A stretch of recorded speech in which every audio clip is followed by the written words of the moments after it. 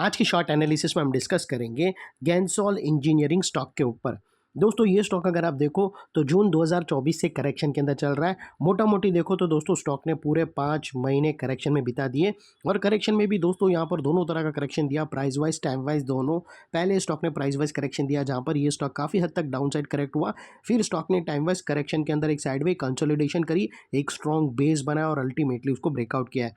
और दोस्तों ये स्टॉक के अंदर अगर आप देखो तो यहाँ पर मल्टीपल पॉजिटिव फैक्टर्स एक साथ ब्रेकआउट हुए हैं, जिसके तहत ये स्टॉक करंट लेवल से अपसाइड में 15% 15% अपसाइड रनअप के लिए रेडी है। लेकिन दोस्तों यहाँ पर कोई भी हमारी बाय सेल होल्ड रिकमेंडेशन नहीं है, ये प्योरली एजुकेशन पर्पज से मैं अपना पॉइंट ऑफ व्यू आप लोगों के सामने शेयर कर रहा हूँ। कोई भी पोजीशन लेने से पहले अपने फाइनेंशियल एडवाइजर को ज़रूर कंसल्ट कर लेना। फ्रेंड्स आप लोग देख सकते हो कि ये वो टॉप एरिया था जहाँ से करेक्शन स्टार्ट हुआ था और यहाँ से कुछ इस तरह से downward sloping parallel channel stock के अंदर बनी और जब तक स्टॉक ये डाउनवर्ड स्लोपिंग पैरेलल चैनल में था तो स्टॉक प्राइस वाइज करेक्शन के अंदर एंगेज रहा और यहाँ पर back to back lower lows hit हुए। दोस्तों अगर आप देखो तो फर्स्ट लोअर लोज यहाँ पर हिट हुआ, सेकंड लोअर लोज यहाँ हिट हुआ, थर्ड लोअर लोज यहाँ पर हिट हुआ और फोर्थ लोअर लोज यहाँ हिट हुआ। और जैसे ही दोस्तों ये downward sloping parallel channel upside में ब्रेकआउट हुई, इसे मल्टीपल हायर हाइज को ब्रेक करके उसके अबाउ सस्टेन क्लोजिंग देकर कंफर्म कर दिया करेक्शन कंप्लीटेड। यहाँ पर दो बड़ी चीज़ एक साथ मिली फ्रेंड्स। पहले तो इसने डाउनवर्ड स्लोपिंग पैरेलल चैनल को अपसाइड में ब्रेक किया, जिसकी वजह से जो स्ट्रेट डाउनसाइड फॉल आ रहा था प्राइस वाइज करेक्शन का, अल्टीमेटली वहाँ पर ब्रेक लग गई। और सेकेंडली इसके अंदर जो back to back lower lows hit हो रहे थे उसमें first time higher highs register हुआ, जो हमें कंफर्म करता है कि स्टॉक के अंदर बॉटम लग गई है, करेक्शन कंप्लीटेड और ट्रेंड इसका चेंज हो चुका है। अनलेस एंड अनटिल यहाँ पर कोई नया लोअर लोज ना मिले या फिर पुराने लोअर लोज के नीचे क्लोजिंग ना मिले, तब तक हम यही मानकर चलेंगे कि यहाँ पर बॉटम लग गई है और करेक्शन कंप्लीटेड। और दोस्तों बात कर लेते हैं यहाँ पर डाइवर्शन का। तो फ्रेंड्स अगर मैं RSI डालकर आप लोगों को बताऊँ तो यहाँ पर हमें क्लियर कट पॉजिटिव डाइवर्शन मिलता है। दोस्तों यहाँ पर अगर आप देखो तो प्राइस एक्शन के जो लास्ट लोअर लो स्विंग थे वो ये साइड ये एंगल पे है और RSI के लोअर लो स्विंग अप साइड में टिल्ट हुए हैं और ये वो एरिया है जो ब्रेकआउट होने के बाद यहाँ पर ज़बरदस्त अपसाइड मोमेंटम आएगा। और फाइनली दोस्तों बात कर लेते हैं यहाँ पर चार्ट पैटर्न की। तो दोस्तों अगर आप देखो तो यहाँ पर हमें एक ज़बरदस्त डबल बॉटम ब्रेकआउट होते हुए क्लियरली विटनेस हुई है।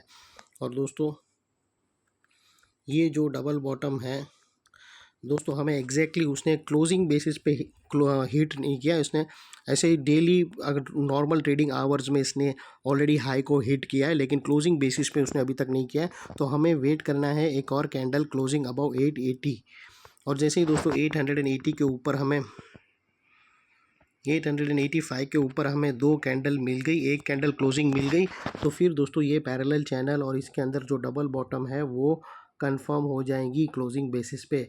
और दोस्तों यहाँ पर याद रखना, यहाँ पर दो बड़ी चीज़ एक साथ पेंडिंग है। एक तो क्लोजिंग बेसिस पे हाई ब्रेक करना और वही क्लोजिंग बेसिस पे अगर हाई ब्रेक होगा मतलब हायर हाइज क्लोजिंग होगी और साथों साथ दोस्तों यहाँ पर पैटर्न भी ब्रेकआउट होंगी और यही एरिया पे दोस्तों RSI डाइवर्शन भी है। तो तीन चीज़ एक ही एंगल पे ब्रेकआउट होने के बाद यहाँ पर ज़बरदस्त अपसाइड मोमेंटम आ सकता है। और दोस्तों ये जो इनसाइड रेंज है ये तकरीबन 15% का रेंज है। जैसे ही यहाँ पर ब्रेकआउट होंगी, आप लोगों को बताया तीन चीज़ एक साथ ब्रेकआउट होंगी, जिसके वजह से एक अपसाइड शॉर्ट कवरिंग ज़बरदस्त आएंगी और वो स्टॉक को सीधा ले जाएंगी 15% अपसाइड, जो तकरीबन टारगेट निकल कर आता है 1000 रुपीज़ का। 1000 आप जल्दी ही देखोगे। और उसके बाद दोस्तों बात कर लेते हैं यहाँ पर फ्रेंड्स, इसके बाद बात कर लेते हैं यहाँ पर दोस्तों उसके बाद बात कर लेते हैं यहाँ पर स्टॉप लॉस का।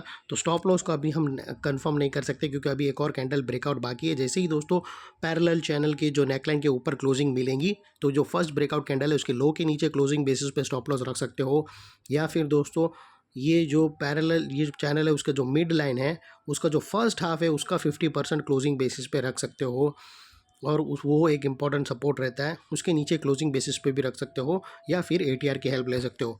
और दोस्तों यहाँ पर बीच में कुछ रेजिस्टेंस है जो ये स्टॉक फेस करेगा, जिसको हम ब्लू में कर देंगे।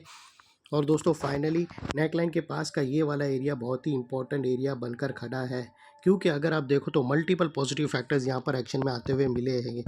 यहाँ पर दोस्तों हमने downward sloping parallel channel already upside में ब्रेकआउट होते हुए मिली। यहाँ पर दोस्तों लोअर लोज हायर हाइज में शिफ्ट हुए लेकिन क्लोजिंग बेसिस पे नहीं हुए हैं, तो हमें वेट करना है एक और क्लोजिंग बेसिस का ये नेकलाइन के ऊपर क्लोजिंग का कंफर्मली वेट करना। 885 के ऊपर क्लोजिंग हुआ। तीन चीज़ दोस्तों यहाँ पर एक ही चीज़ फिलहाल अगर आप देखो तो कंफर्म हुई है, वो है पैरेलल चैनल का अपसाइड ब्रेक होना। उसके बाद दोस्तों हायर हाइज ब्रेक हुआ है लेकिन क्लोजिंग बेसिस पे नहीं हुआ है। चार्ट भी ब्रेक हुआ है लेकिन क्लोजिंग बेसिस पे नहीं हुआ है। और वही एंगल पे दोस्तों एक पॉजिटिव डाइवर्शन RSI के थ्रू भी बैठा है। तो यहाँ पर अगर आप देखो तो ऑलरेडी 4 बड़ी चीज़ हो चुकी है। हमें कंफर्म वाइज में दोस्तों ये एंगल, ये नेकलाइन ब्रेकआउट का वेट है। उसके बाद दोस्तों ज़बरदस्त अपसाइड मोमेंटम आप देख सकते हो। फिर ये एरिया दोस्तों जो एक रेजिस्टेंस था, ये एक स्ट्रॉन्ग सपोर्ट बनकर खड़ा रहेगा। और इतने बड़े स्ट्रॉन्ग सपोर्ट के नीचे क्लोजिंग बेसिस पे आप लोगों का स्टॉप लॉस रहना चाहिए जो आसानी से हिट ना हो। और बाय एनी चांस अगर क्लोजिंग बेसिस पे हिट हो जाता है तो दोस्तों नो इफ नो बट सीधा स्टॉप लॉस देकर ट्रेड को वाइंड अप कर देना। ये थी हमारी शॉर्ट एंड स्वीट एनालिसिस। अच्छी लगे तो प्लीज़ चैनल को लाइक शेयर सब्सक्राइब ज़रूर करना। Thank you. जय हिंद।